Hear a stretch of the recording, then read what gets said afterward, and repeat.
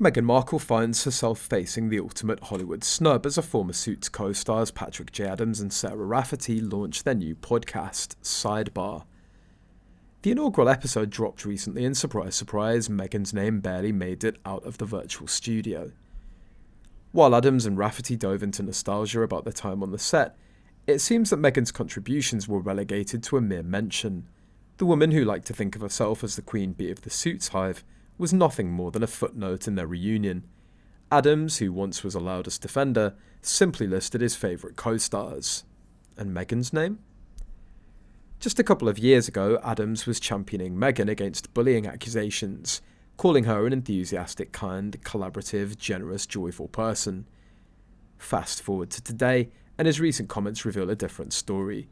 There is no communication.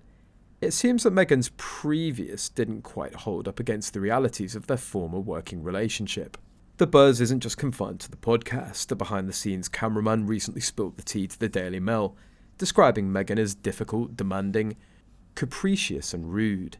It appears that her diva antics were well known on set long before she even set foot in the royal spotlight. The crew affectionately dubbed her the princess, which is just too fitting given her ever-inflated sense of self-importance.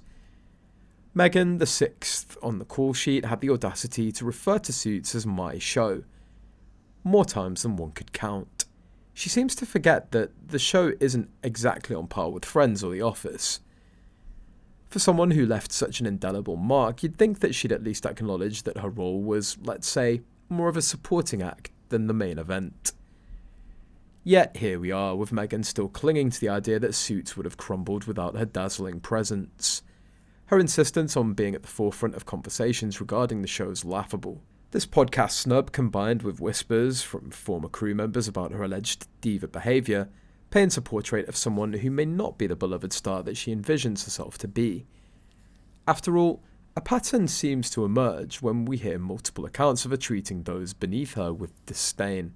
The narrative of Meghan as a bully or an insufferable colleague is gaining traction. One has to wonder if she's ever taken a look in the mirror and questioned why a relationship with former co-stars have soured so dramatically. Her behaviour seems to be consistent, whether it's with royal staff or fellow actors. The pattern of entitlement is unmistakable. But let's not forget the shining star of this narrative, Patrick Adams. One can't help but find it strange how he swings from staunch defender to apparent disengagement. Sure, he might be the son-in-law of a Hollywood producer, which certainly must have been appealing to Meghan during a rise to stardom.